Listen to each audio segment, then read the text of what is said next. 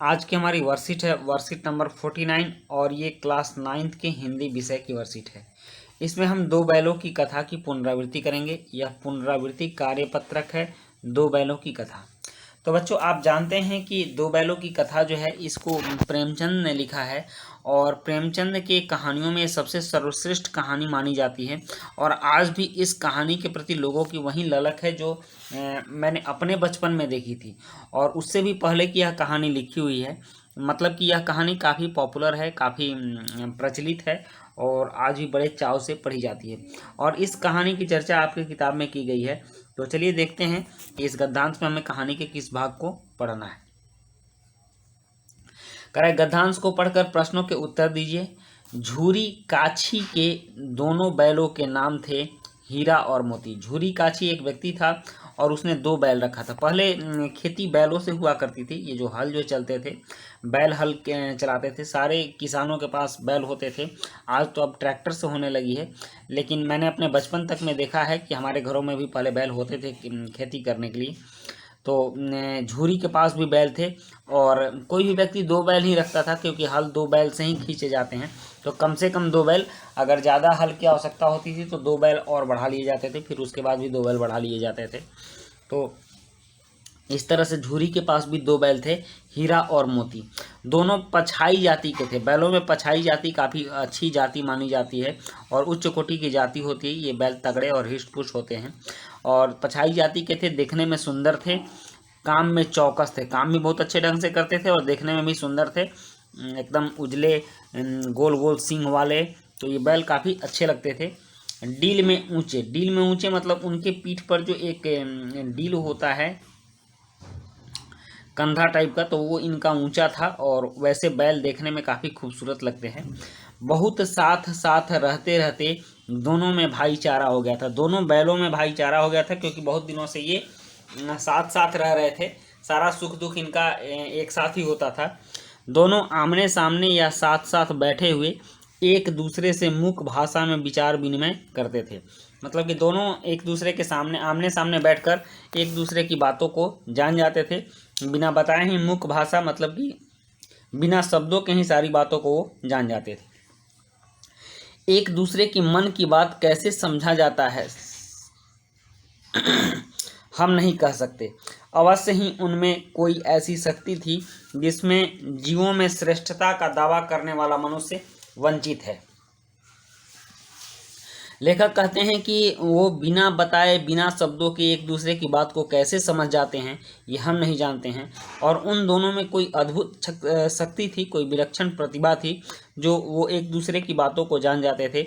यह शक्ति जो मनुष्य कहते हैं कि मैं 84 लाख योनियों में श्रेष्ठ हूँ, सारे जीवों में सबसे श्रेष्ठ मैं ही जीव हूँ, तो ये शक्ति मनुष्य के पास भी नहीं है जो कि अपने आप को सर्वश्रेष्ठ कहता है, सारे जीवों में श्रेष्ठ समझता है।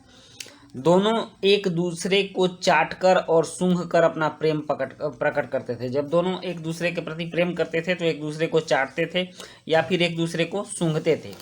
कभी कभी दोनों सींग भी मिला लिया करते थे। मतलब कि जब बैल लड़ते हैं तो आपस में सींग मिलाते हैं, लेकिन ये प्रेम से एक दूसरे से सींग मिला लिया करते थे। विग्रह के नाते से नहीं, मतलब कि लड़ाई के नाते से नहीं, ये प्रेम से सींग लड़ाते थे। केवल विनोद के भाव से, मजाक के लिए सींग लड़ाते थे। आत्मीयता के भाव से, अपनापन दिखाने के लिए सींग लड़ाते थे। जैसे दोस्तों में घनिष्ठता होते ही धौल धप्पा होने लगता है, उसी तरह से इन दोनों में भी घनिष्ठता होते ही सींग लड़ाने की परंपरा होती है और ये सींग लड़ाते थे। तो बच्चों ये थी आपकी वर्कशीट के गद्यांश के कुछ भाग और इससे रिलेटेड कुछ प्रश्न हैं, उन प्रश्नों को देख लीजिए। यहाँ 5 प्रश्न दिए गए हैं और 5 प्रश्नों के उत्तर हम लोग बारी बारी से लिखेंगे। यहाँ है प्रश्न 1 और प्रश्न 1 है प्रस्तुत गद्यांश के लेखक का नाम लिखिए। तो इसका उत्तर है प्रेमचंद, इसको प्रेमचंद ने लिखा है। और प्रश्न 2 है दोनों बैल किस जाति से संबंधित थे। तो इसका उत्तर है दोनों बैल पछाई जाति के थे। और उसके बाद प्रश्न 3 है दोनों बैल अपने प्रेम को कैसे जताते थे। तो इसका उत्तर है दोनों बैल एक दूसरे को चाटकर और सूंघकर अपने प्रेम जताते थे। और फिर प्रश्न 4 है उनके स्वभाव की विशेषताओं का वर्णन कीजिए। तो इसका उत्तर है दोनों बैल काम में बहुत चौकस थे, मतलब काफ़ी तेजी से काम करते थे। एक दूसरे के साथ भाईचारा से रहते थे, मतलब कभी लड़ते नहीं थे, दोनों बहुत प्रेम से रहते थे। एक दूसरे से मुख्य भाषा में विचार विनिमय करते थे और एक दूसरे की बात मन ही मन समझ जाते थे। अब चलिए, अब प्रश्न 5 है, अवश्य ही उनमें कोई ऐसी शक्ति थी जिसमें जीवों में श्रेष्ठता का दावा करने वाला मनुष्य वंचित है। इस पंक्ति का आशय स्पष्ट कीजिए। तो इसका उत्तर है, लेखक का कहना है कि दोनों बैल एक दूसरे के मन की बात कैसे समझ जाते हम भी नहीं कह सकते। उन दोनों के बीच जरूर कोई मुख्य संवाद होता था। मन की बातें मन से ही जान जाते थे। यह एक विलक्षण प्रतिभा उनके अंदर थी। भले ही मनुष्य यह कहे कि हम जीवों में श्रेष्ठ हैं, लेकिन यह शक्ति मनुष्य के अंदर नहीं है कि बिना बताए वह दूसरे के मन की बात जान जाए। तो ये जीवों में अधिकांश तो होता है, जीव मुख्य संवाद कर लेते हैं और एक दूसरे के मन की बातों को जान लेते हैं। तो लेखक का यह कहना है कि मनुष्य के पास भी ये शक्ति नहीं है। मनुष्य कहते हैं कि मैं सबसे शक्तिशाली हूँ और इस सृष्टि का सबसे श्रेष्ठ जीव हूँ।